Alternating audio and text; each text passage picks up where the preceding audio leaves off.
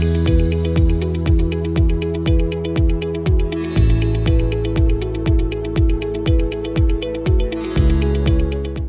అండి, నేను doctor Apoorva, consultant obstetrician and gynaecologist at Kiran multi speciality hospital. So pregnancy అనగానే అందరూ కంప్లీట్గా రెస్ట్ తీసుకోవాలా, అసలు ఏం వర్కౌట్ చేయకూడదా, ఎక్సర్సైజెస్ చేయకూడదా అని అడుగుతుంటారు.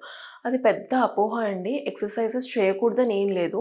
చాలా చిన్న గర్భాశయ ముఖద్వారం చిన్నగా ఉన్నప్పుడు, లేదా మాయ కిందికి ఉన్నప్పుడు, లేదా ఓవర్ డిస్టెన్స్ ట్విన్స్ ఉన్నప్పుడు, నీరు ఎక్కువ ఉన్నప్పుడు, ఇలాంటి వాళ్ళు కొంచెం జాగ్రత్తలు చూసుకుని చేయాలి.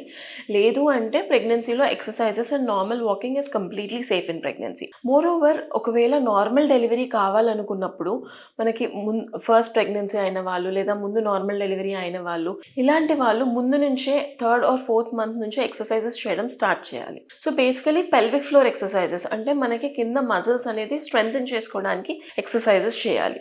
ఇలాంటివి ఇనీషియల్గా ఫస్ట్ ఒక 10 to 15 minutes వాక్తో స్టార్ట్ చేసి మెల్లిగా వాకింగ్ చేస్తూ మెల్లిమెల్లిగా ఆ టైంని పొడిగించుకుంటూ వెళ్తూ ఉండాలి.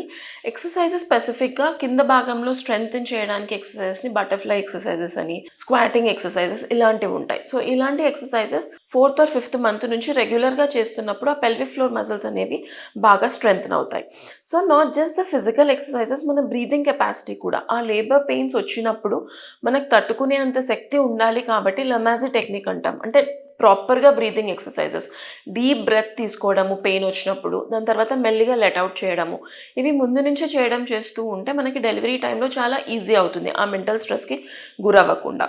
So exercises have to be done in pregnancy. Vaginal డెలివరీకి ఎక్సర్సైజెస్ చేస్తే మనకి నార్మల్ డెలివరీ అయ్యే ఛాన్సెస్ చాలా బెటర్గా ఉంటాయి. Thank you.